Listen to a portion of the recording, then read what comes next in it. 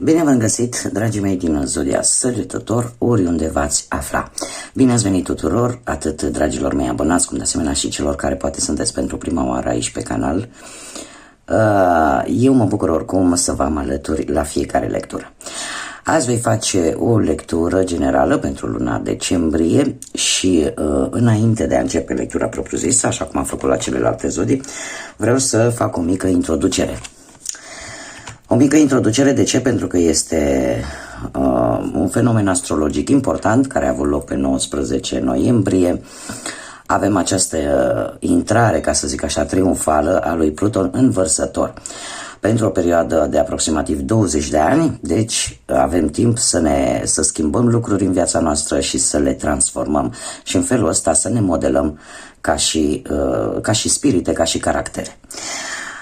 Pentru voi, dragilor, această tranziție a lui Pluton în Vărsător, să zicem așa, oarecum vă afectează mai mult sau mult deosebit casa a treia. Casa a treia care ne vorbește de potențialul vostru pentru a studia, pentru a citi, a scrie. În general este casa care ne vorbește despre modalitatea de a deprinde lucruri noi. De asemenea, este casa care ne vorbește, cum să spun eu, anumite experiențe pe care poate unii dintre voi le-ați avut în domeniul ăsta al educației, da? Orică ce a ținut de școală în general, da? Indiferent de ce perioadă a școlii. Cum vă afectează pe voi faptul că a treia casă este patronată, ca să zic așa, guvernată de semnul Gemenilor? Acest Pluton vine cu schimbări. Pentru unii dintre voi aș spune că veți încerca, nu știu, poate să studiați mai mult, poate să terminați, nu știu, anumite studii pe care nu le-ați făcut, nu le-ați terminat, da? Dacă, de exemplu, dau un exemplu, da, unii dintre voi poate n-au terminat, mai le trebuie 1 an sau 2 să termine liceul, da? Veți avea de-a lungul acestui timp, mai ales cei care sunt generația tânără, când veți vrea să terminați acest lucru sau poate n-ați reușit să vă dați masteratul și uite, încet, încet o să vedeți că ori o să vă trebuiască, ori pur și simplu simțiți nevoia să o faceți. Alții din contră, poate cei care până acum au studiat foarte mult într-un anumit domeniu, e posibil ca în următoarea perioadă să fructificați tot acest studiu și să vină către voi, nu știu, poate posturi de profesori, în funcție de fiecare ce a studiat, da? Eu zic că este un atu important pentru voi, dragilor, din Săgetător. De ce? Pentru că, fiind o casă patronată de un semn de aer, la fel ca și Vărsătorul, nu va face altceva decât să vă aducă lucruri bune, dacă, desigur, voi sunteți doritori să le și primiți în viața voastră. Pentru că unele dintre ele pot veni într-o manieră foarte ușoară, foarte simplă și pe care voi să o acceptați cu brațele deschise, sau alte ori poate veni sub o formă un pic mai dură, dar transformarea trebuie să aibă loc. Ce ar mai fi de spus vis-a-vis de acest lucru? Probabil că unii dintre voi veți fi un pic mai flexibili, da? Să împrumutați un pic din caracteristicile Gemenilor și să fiți un pic mai flexibili, mai nu știu, poate că nu o să vă mai implicați așa de mult din punct de vedere emoțional în anumite situații care țin de educație, da? Mai ales pentru cei care poate, nu știu, devin profesori sau sunteți deja profesori. Nu vă mai implicați așa de tare emoțional în ceea ce privește poate relația cu elevii voștri. În permanență veți fi într-o, cum să spun eu, într-o permanentă căutare, într-o permanentă cunoaștere.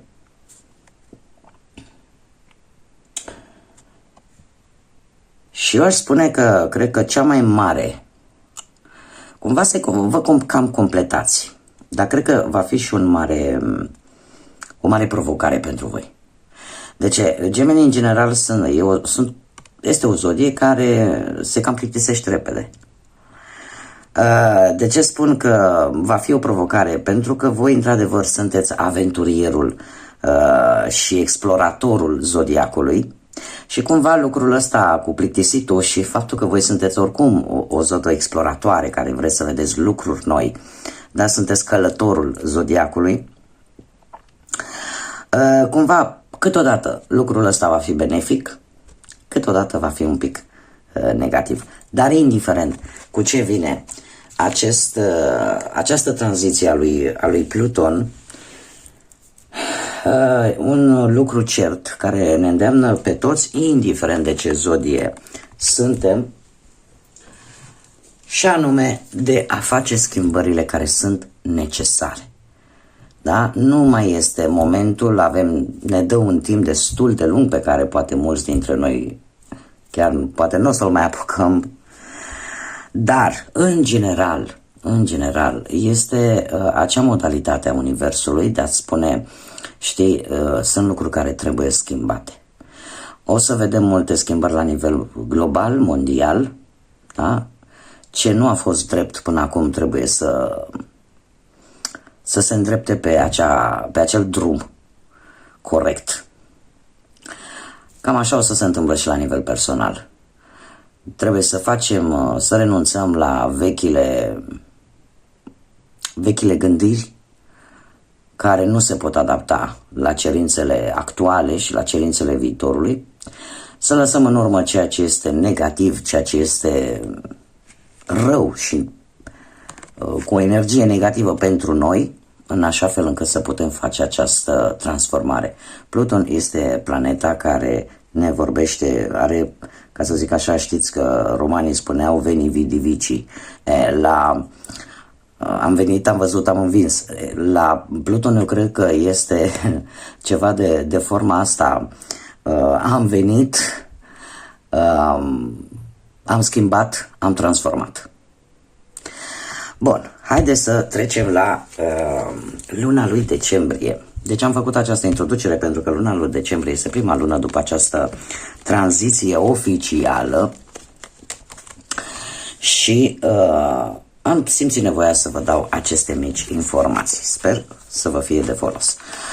Mergem mai departe și cei care deja mă urmăriți de ceva vreme știți că în fiecare lună facem câte o extragere așa, câte o carte pentru fiecare săptămână a lunii, în cazul de față a lunii decembrie. Din acest oracol al frunzelor de ceai. Să vedem. Încă o carte. Bun. Acum. Haideți să vedem. Prima săptămână a lunii decembrie avem podul. Se pare că o problemă se va rezolva într-un mod foarte benefic pentru tine. Se va face ca orică veți avea o înțelegere, orică poate ați avut probleme cu cineva, nu știu, cu vreo persoană și găsiți acea punte de legătură. Ceva. O problemă care își găsește o rezolvare într-un mod foarte bun. Dragilor, la foarte multe zodii mi-a căzut această carte. Este călimarea de cerneală, care la fel îmi întărește probleme care se vor rezolva. Deci aproape jumătate din luna lui decembrie, parcă ceva vi se deschide așa. Vor apărea o succesiune de situații care își găsesc în sfârșit o rezolvare. În a treia săptămână avem palma, da? Dacă ai nevoie de ajutor, de asistență sau de ghidare, e posibil să apară totuși o situație care să necesite un ajutor, da? Din partea cuiva sau o ghidare. Și ultima săptămână din decembrie și implicit ultima săptămână a acestui an 2024 avem acest bol cu fructe care ne vorbește despre lucruri materiale, cum să spun eu, o plenitudine de lucruri materiale, o împlinire a ceva material. Asta îmi spune că veți încheia anul, dragilor, și mi-aș dori tare mult ca majoritatea să vă regăsiți în această lectură. De ce? Pentru că avem lucruri bune care vin către voi după o perioadă destul de agitată, cel puțin din ce mi-aduc eu aminte din lecturile pe care le-am făcut eu, și faptul că încheiați anul cu această plenitudine, cu un succes la nivel material, da? Poate o rezolvare a unei situații bănești, sau poate pur și simplu primiți, nu știu, ceva în plus, bănuți în plus care face ca voi să încheiați anul într-o lumină mult îmbunătățită față de lunile trecute. Acum, dragilor, vreau să mă laud și să vă arăt și vouă acest minunat pachet de cărți cu tematică de Crăciun, de an nou, de sărbători de iarnă, și pe care l-am achiziționat special pentru această perioadă și special pentru această citire. Da, să fim așa în ton și să încercăm să simțim acest spirit al Crăciunului. De asemenea, dragilor, trebuie să vă urez tuturor celor care sunteți născuți în această lună decembrie, să vă urez multă sănătate, tot ce vă doriți să devină realitate și fie ca această ultimă lună din an să vă aducă liniște în suflete, în gânduri și acea înțelegere de care cu toții avem nevoie și, de ce nu, multe cadouri, dragilor, multe cadouri, că e și luna cadourilor și dacă mai e și ziua voastră de naștere, de ce nu? Cadouri de la viață și de la cei dragi vouă. Bun, haideți să începem cu viața profesională. Viața profesională pentru dragii mei din Săgetător în luna lui decembrie. Și avem magul. Începem bine. Avem magul, avem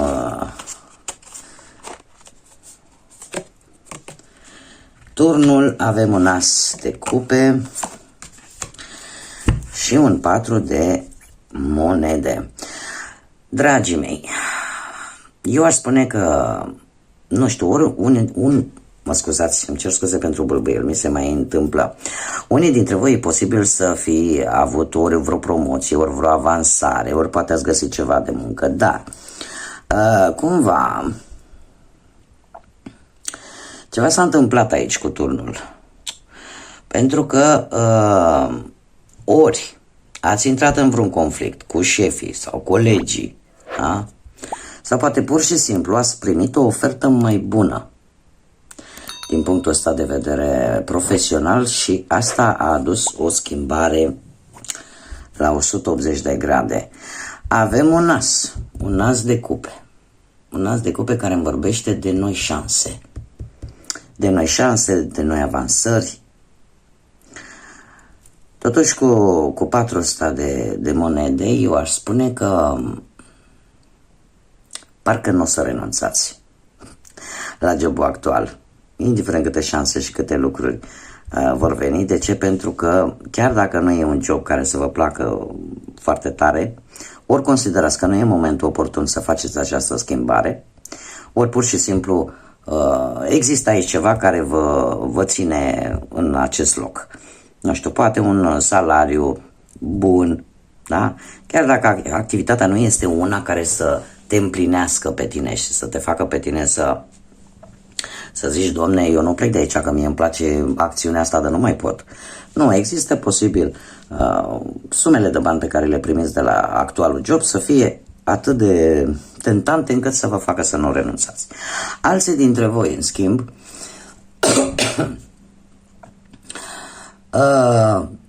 pot fi tentați să accepte un job, de asemenea, care nu vă face o mare plăcere acțiunea în sine, activitatea în sine pe care o are acest job, dar faptul că e plătit mai bine decât ce ați avut înainte, asta e un stimulent destul de bun. Haideți să vedem pe partea financiară ce vine pentru dragii mei din Săgetător. Pe partea finanțelor, la bănuți. Ați avut o perioadă un pic stagnantă, cu spânzuratul, aș spune că cumva chiar ați încercat să faceți economii, să vă sacrificați așa un pic. Stați așa că au ieșit. Vom pune așa. Bun, deci o perioadă în care, cum am mai spus, asta cu foarte multe sacrificii, ați încercat să faceți economii. Avem un doi de cupe care îmi vorbește de finanțe destul de echilibrate în momentul actual, cumva nici prea mult, nici prea puțin, aia fix atât cât îți trebuie. Avem două arcane majore totuși. Și avem forța și moderația. Forța îmi vorbește despre un noroc. Un noroc care vine peste tine, dragule din Săgetător, dragii mei din Săgetător.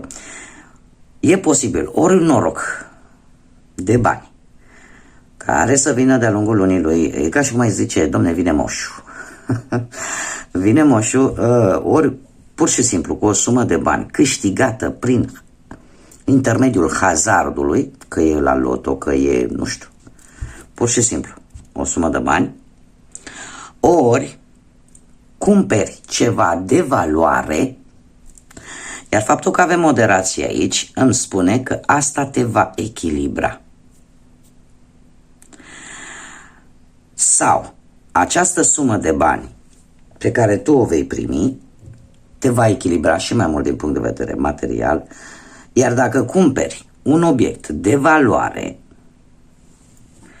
cumva își va scoate, cum să spun eu,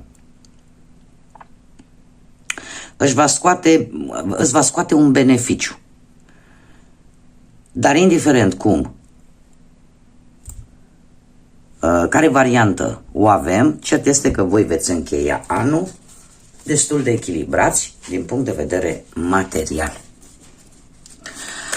Haideți să vedem în dragoste pentru cei care sunteți într-o pereche, într-o relație, și avem justiția. Justiția care îmi spune că cei care poate ați avut ceva conflicte, cel puțin până acum, se încearcă o rezolvare a acestor conflicte. Doiul de bâte. Doiul de bâte îmi vorbește tare mult de situația în care vei ști, și aici și cu regina de cupe cu atât mai mult.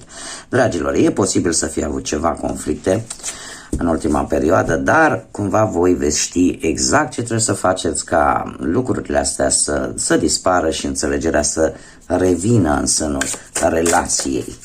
Nu știu dacă aveți de-a face cu zodii de apă, rac, pești sau scorpion. Nu e obligatoriu, dar trebuie să vă spun că lucrurile vor merge din ce în ce mai bine, iar sfârșitul de an vă va prinde totuși împreună cu acest 10 de monede. Aș spune că cumva unii dintre voi care sunteți într-o relație de multă vreme, deja chiar să discutați, posibil să discutați despre o căsătorie, o cununie oficială pentru următorul an. Da?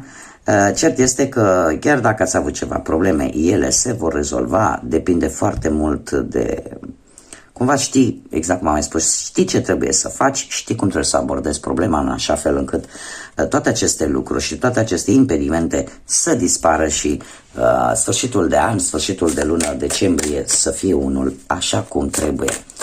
Da? Așa cum ar trebui să fie.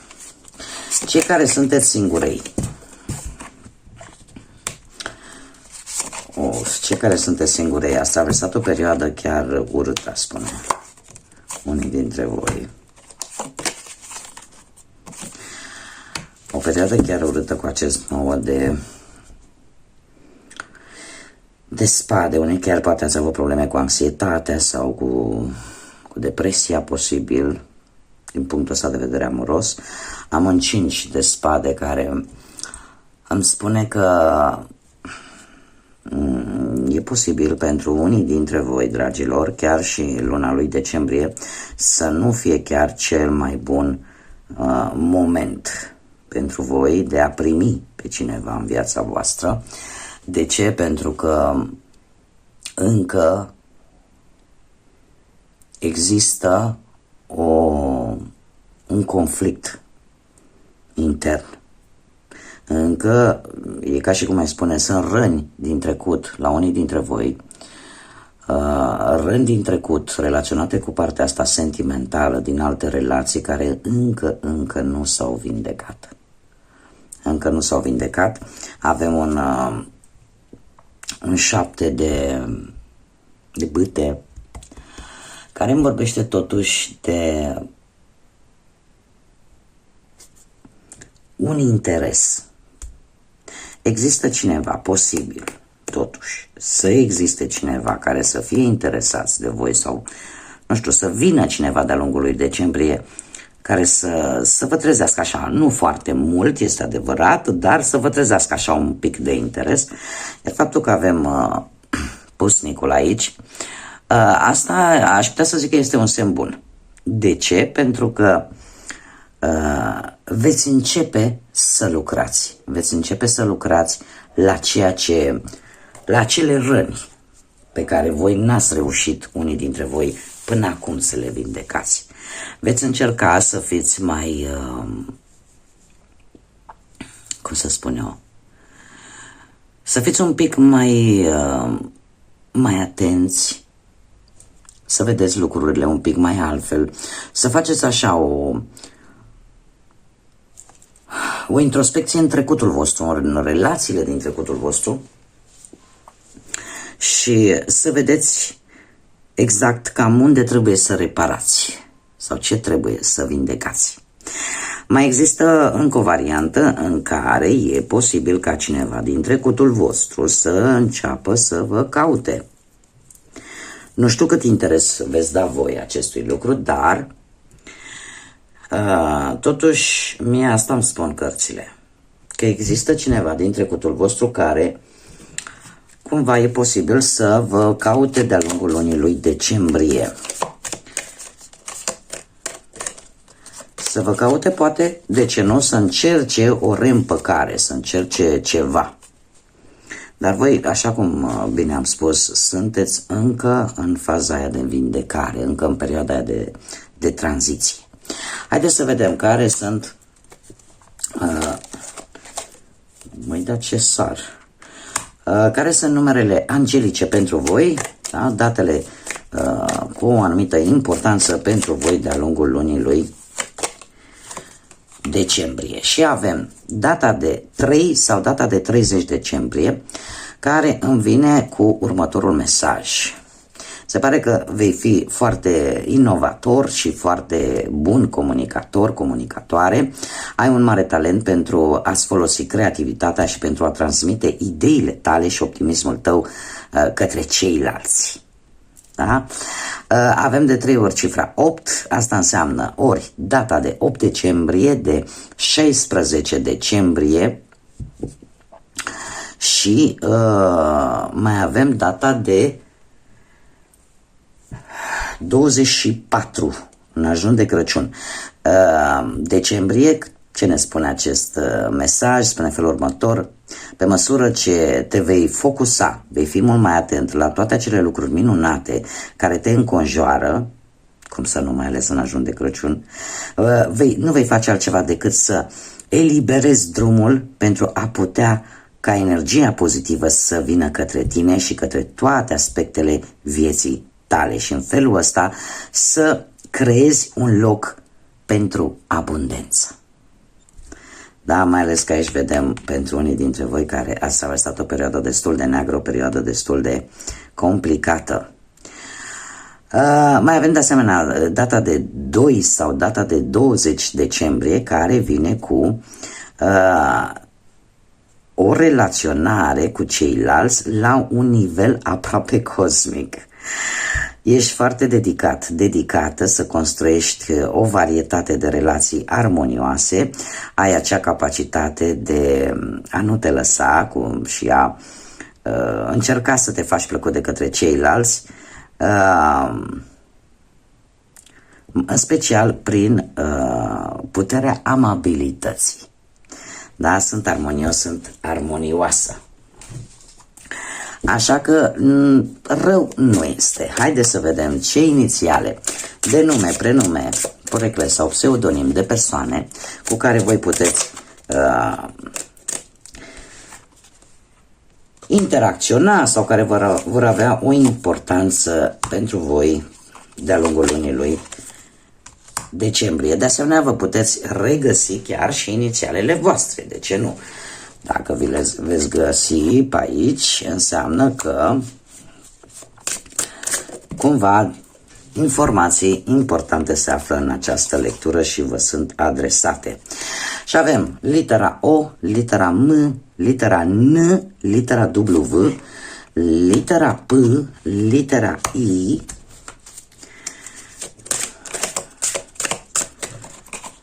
asta nu mai vrea să intre, dar cred că sunt două. Nu. Litera T și încă o carte.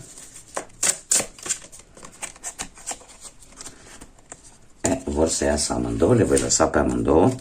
Avem litera J și încă o dată, dragii mei, litera T. Se repetă de 2 ori. Da? Așa ca și zodii, aparte de cele pe care vi le-am menționat în lectură, ar putea fi în special zodii de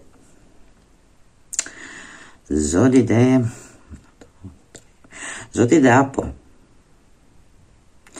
Rac, Pești sau Scorpion, și avem de pământ Taur, Fecioară, Capricorn, mai puțin, dar nu deloc, zodiile de aer, Gemeni, Balanță, Vărsător. Acum, haideți să vedem care este mesajul. Deci imediat mi s-a întors, nici nu am apucat să s-a întors pur și simplu. Dragilor, încearcă să nu te mai forțezi mai mult decât poți să duci. Nu depune un efort mai mare decât este necesar. Arta de a trăi înseamnă de fapt de a fi fluid, da? Să nu încerci să te opui râului.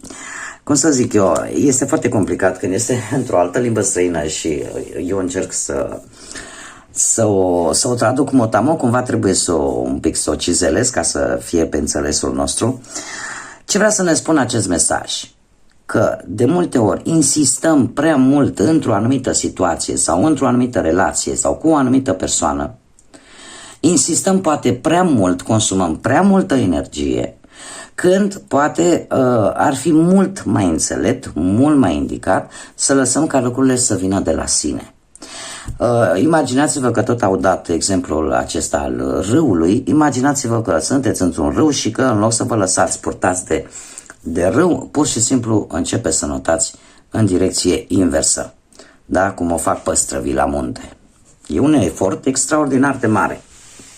Și tocmai pentru voi, dragilor, avem acest mesaj. Probabil că unii dintre voi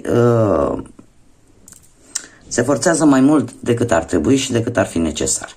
Probabil că ar fi mult mai simplu dacă ați lăsat lucrurile să vină la voi în maniera lor. Da? Bun, dragii mei, aceasta a fost lectura pentru luna lui decembrie. Eu mă bucur tare mult că v-am avut alături. Dacă ați rezonat, dacă v-a plăcut, chiar și pentru cei care sunteți poate noi pe acest canal și vreți să mai vedeți lecturile pe care eu le fac aici, nu ezitați, abonați-vă, eu vă aștept cu mare drag pe toți.